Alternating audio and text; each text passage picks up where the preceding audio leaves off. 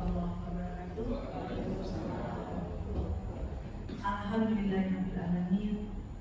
Alhamdulillah syukurillah. Wassalatu wassalamu ala Rasulillah. La haula wala quwwata illa billah. Asyhadu an la ilaha illallah wa asyhadu anna Muhammadan abduhu wa rasuluh. Segala puji dan rasa syukur kita panjatkan kehadirat Allah Subhanahu wa taala. Itu banyak nikmat yang kita rasakan, nikmat yang paling berharga kita sehat dan tidak sempat dapat bersilaturahim di aula SMP Muhammadiyah 3 Yogyakarta. Insya Allah yang hadir ini semua sehat dan pertemuan kita dapat bermanfaat. Salawat dan salam kita haturkan pada junjungan Nabi Muhammad SAW. Semoga kita tergolong orang-orang yang suka berselawat hingga kita dapat syafaat hingga akhir zaman. Alhamdulillah, yang pertama saya ucapkan saya memiliki saudara, sehingga hari ini saya kedatangan tamu dari Bandung yang dipimpin oleh Bu Ocha. Saya panggilnya Bu Ocha, Jini. Jadi kalau di grup ada grup IRO. Dulu grup itu dari yang dibangun oleh Profesor Imam Robani, namanya JPSM, Jaringan Penggerak Sekolah Muhammadiyah. Tapi kemudian ada kata Muhammadiyah karena yang masuk di dalamnya bukan orang Muhammadiyah saja. Prof. Imam tidak lagi duduk sebagai pejabat yang resmi di Muhammadiyah. Beliau tetap selalu memotivasi lewat dunia maya dan dulu bisa saja hadir di sekolah secara offline. Jadi grup itu namanya grup WA IRO. IRO-nya itu juga banyak sekali. Ada macam-macam IRO. Apa karena jumlahnya itu sampai ribuan. Mereka terdiri dari kepala sekolah dan guru serta dosen dan dekan banyak. Nah, saya kenal Bu Ocha ini baru-baru ya Bu. Ada grup pada Bu Ocha, kemudian kita selalu kenal dan hari ini saya dapat bertemu.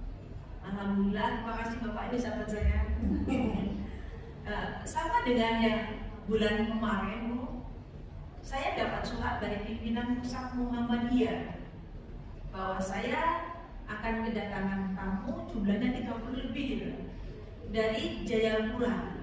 Dari Jayapura, nah di sana Papua Pusat ya, Jayapura. Nah, ditambah dari Sorong, Papua Barat, Bu Nurpin dengan suaminya. Kemudian saya katakan ada apa dari Papua ke Jogja.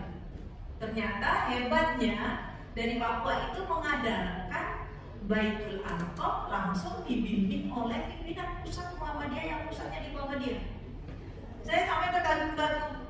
Waduh, ini kesempatan saya, ya sudahlah. Tapi ya itu tadi, kalau kami kedatangan saudara ya sudah, itu saudara kami akan kami layani dengan sebaik mungkin. Sampai 5 hari beliau di Jogja, tapi bergantian. Di sini hari pertama, hari kedua di SMA Muhammadiyah 7, hari ketiga di SD Muhammadiyah, karena ini komplek perguruan Muhammadiyah. Nah, kemudian di SMA Muhammadiyah 3. Nah, setelah saya bertemu dengan kepala sekolahnya, ternyata kepala sekolahnya, loh kok Bu Herianti? Saya sudah cukup lama Bu di IRO. Berapa tahun di IRO? Sudah 4 tahun. Ternyata kepala sekolahnya itu sahabat yang sering berkomunikasi, baru ketemu. Sering sekali seperti itu, baru ketemunya di sini. Nah itu jadi saya ucapkan selamat datang. Ini adalah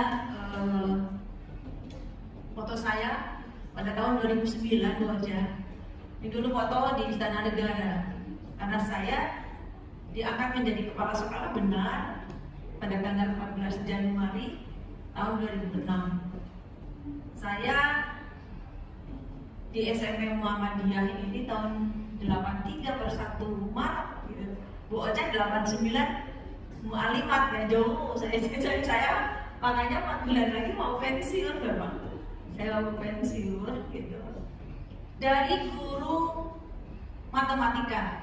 Saya dulu dari diploma, kemudian saya disekolahkan lagi program penyetaraan oleh pemerintah, jadi saya beasiswa pemerintah terus sekolahnya.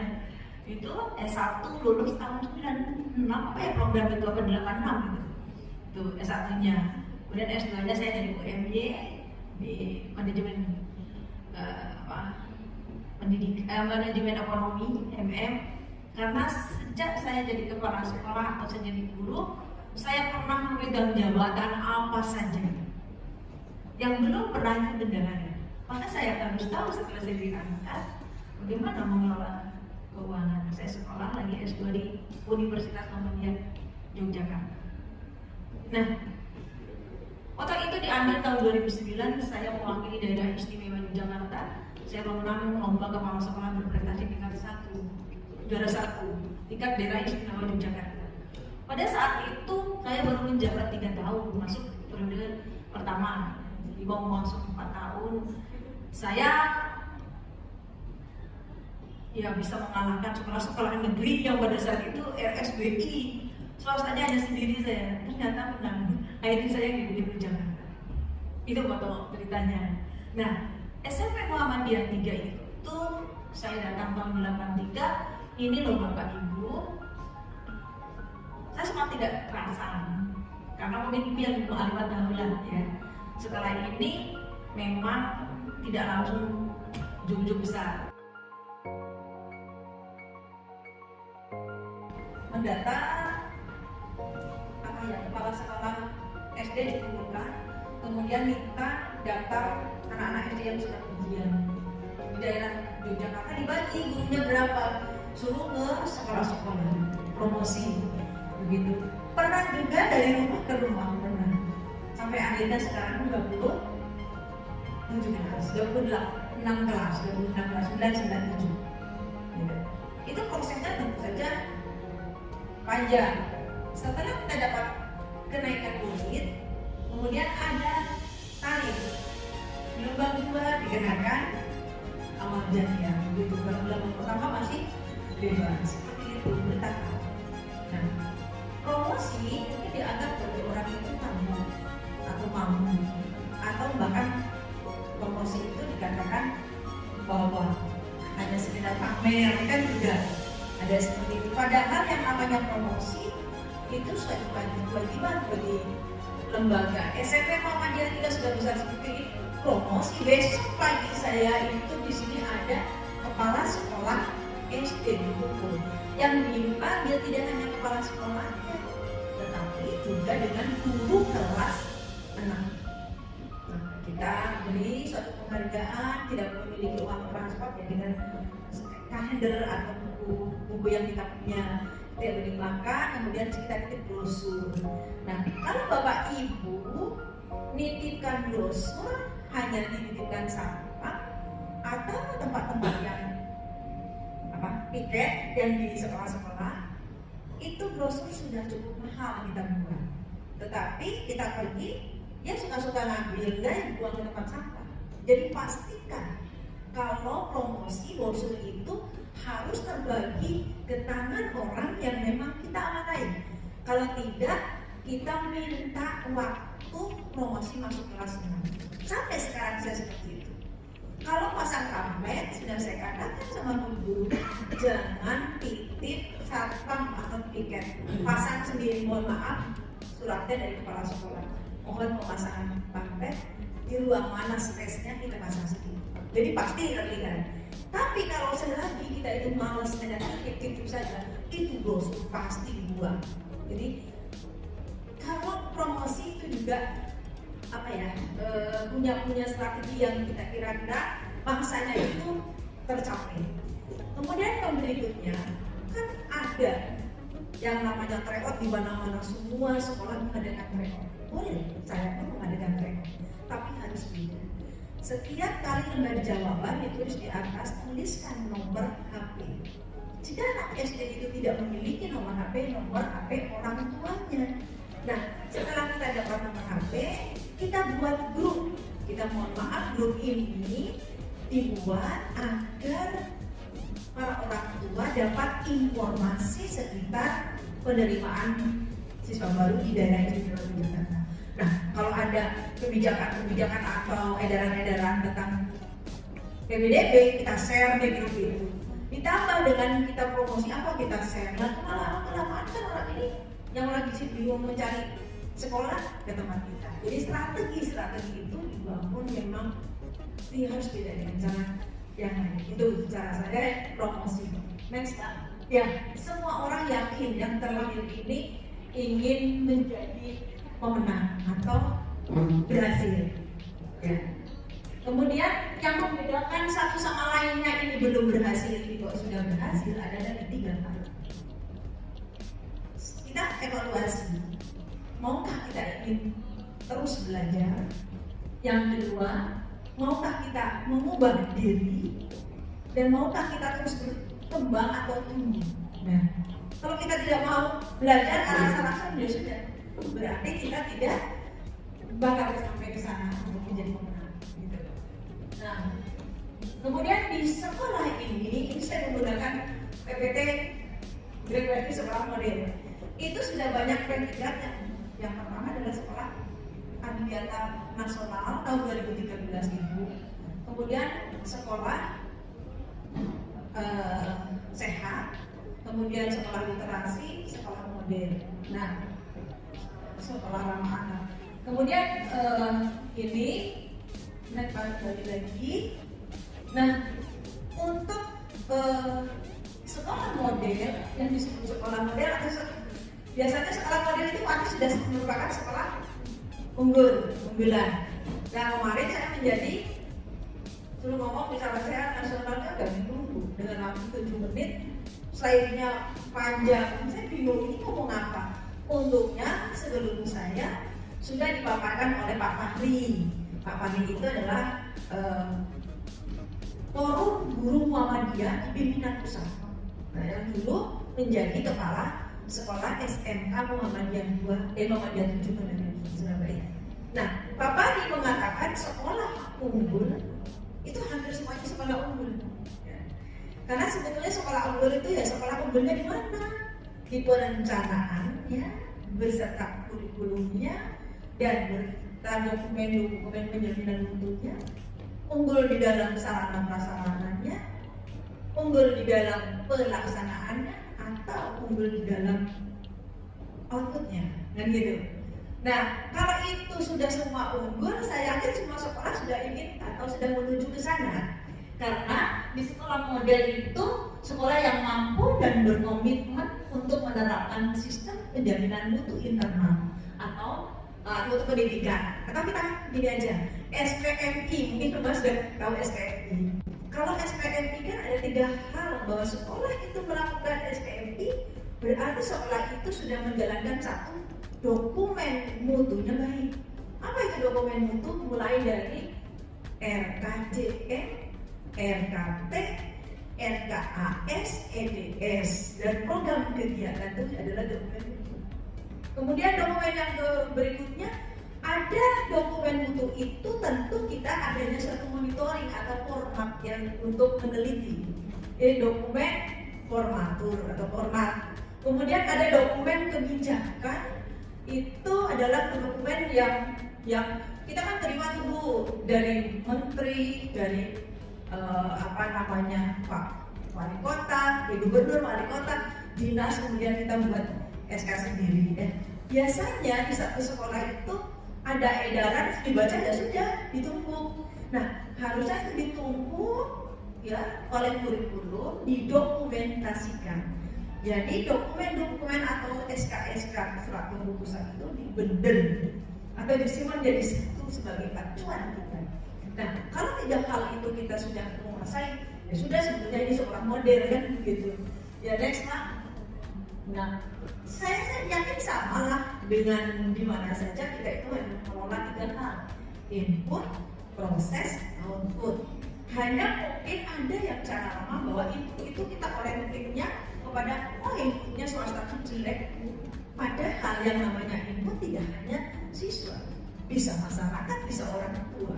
Nah, proses itu tidak sekedar mengajar, ya, tapi proses itu bisa membuat anak itu nyaman karena kita memiliki olah hati, olahraga, olah pikir, dan olah karsa gitu. Atau etika, kinestetika, literasi, dan estetika. Nah, setelah itu diterapkan supaya anak itu, ini yang paling benar karena SDM guru yang diolah di sini. Kadang tidak semua siap. Nah, kemudian kita memiliki yang disebut adalah output yang menuju generasi emas. Next. Nah, bagaimana sekolah itu dikelola dengan baik? Mesti harus memiliki pembeda. Nah itu, jadi saya buat beda dengan sekolah lain itu apa ya? Bingung saya. Semua sekolah ya semua sudah sama mengelola apa SPMI, mengelola dokumen itu saya kira sama. Terus saya bingung. Kemudian saya membuat itu ide-ide atau terobosan. Saya mengadakan kelas meminatkan ekstra di program. Nah, ini membina akademik biasanya seorang. Saya ada jejaring. Satu lagi jejaring. Jadi saya 3 hal. Nah, saya membuat ini kelas peminatan, kelas ICT, kelas bilingual, kelas riset, dan kelas ahli. Di sini ada kelas-kelas yang saya buat macam-macam. Sampai pengawasan bilang ini buat apa? Pada seperti itu, saya tunjukkan bahwa sekolah setelah itu menjadi sekolah unggul, maka kalau beda dengan orang lain harus ada kurikulum plus. Kata Pak Dr. Mulyana yang kemarin memberikan narasumber di Sarasian Nasional, bahwa kepala sekolah itu harus mampu mengubah kurikulum plus. Nah, tidak hanya kurikulum standar. Kebetulan di sini juga masuk dalam sekolah SKS, sistem kredit semester. Jadi di sini boleh anak 2 tahun ujian, tapi dengan syarat tertentu harus memenuhi kuota dan dites psikolog dan sebagainya. Gitu. Nah, pada saya kenapa merah-merah juga punya cerita. Kalau kemarin merah-merah karena jadi saya yang kelas ICT dan kelas ilmu. Pada saat kelas riset kan ada anak-anak ditawarin menggunakan angket. Siapa yang mau masuk di kelas riset? Itu tambahannya adalah penelitian karya ilmiah. Nah, anak-anak saya tidak sendiri, Bapak Ibu, kami itu banyak tim pengelola yang biasa tahu lomba-lomba karya ilmiah. Nah, pada saat itu ada satu lomba karya ilmiah, saya kirim karya ke LIPI. Ternyata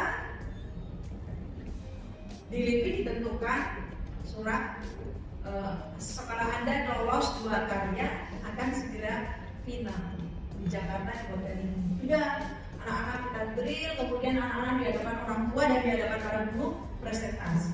Baru saja saya mau membeli tiket pesawat. Hari Sabtu mau berangkat, Minggu biar di sana istirahat karena Seninnya lomba. Ternyata hari Jumat sore ada surat masuk berdasarkan anggaran. Ada seleksi kembali, nggak masuk Bu sekolah kita. Tapi karena di situ berdasarkan anggaran, saya nekat. Saya menghadap dinas. Kata kepala dinas, jangankan di Jakarta Ibu sekolah swasta itu di negeri saja. Ya, kalau bertarung dengan di negeri saja di Jogja pasti banyak yang kalah. Tapi anak-anak saya sudah mau saya belikan tiket ini Pak, bahkan saya sudah pesan tinggal ambil. Udah nggak apa-apa, yang penting anak-anak itu punya motivasi tinggi. Akhirnya ya sudah terserah Ibu kalau semuanya ditanggung biaya sendiri. Saya kan yang satu grup 3 orang, yang satu 2 orang, jadi 5 siswa. Pendampingnya 2, saya beri uang 10 juta. Silakan diberlomba. Sampai di sana di hotel ditolak. Ditolak karena tidak ada daftar finalis. Kemudian saya telepon. Begini ya sudah aku mencoba bersaing. Apa yang terjadi wajah? Pada saat diumumkan kita juara 1, itu sejarah buat saya. Dan maka Pak Pari mengatakan untuk menjadi kepala sekolah yang di sekolah unggul yang berpikiran normal belum cukup. Kepala sekolah harus abnormal. Ini termasuk saya nyantai-nyantai. Lah akhirnya saya tim kami diganti uangannya semua karena juara, diberi laptop sama hadiahnya 8 juta. Kenapa Bu ini bagaimana Bu ini uang 10 juta kalian pulangnya naik pesawat?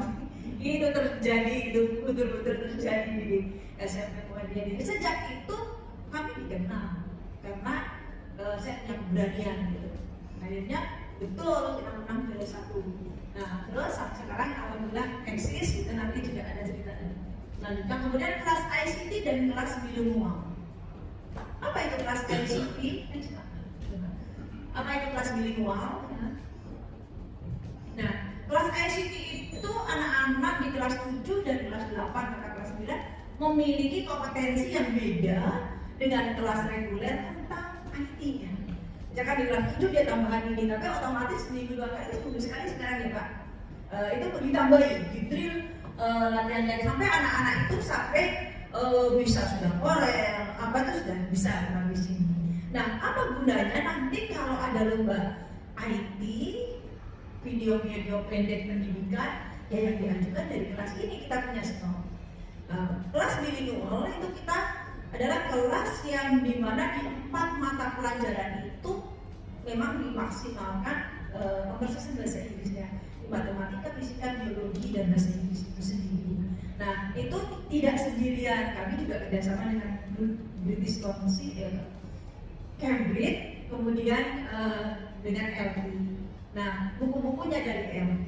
Nah, jadi anak-anak sini yang masuk di kelas bilingual itu mendapat sertifikat dari LT, gitu. Jadi tidak perlu les lagi. Nah, kelas-kelas ini yang akan kami ajak jejaring.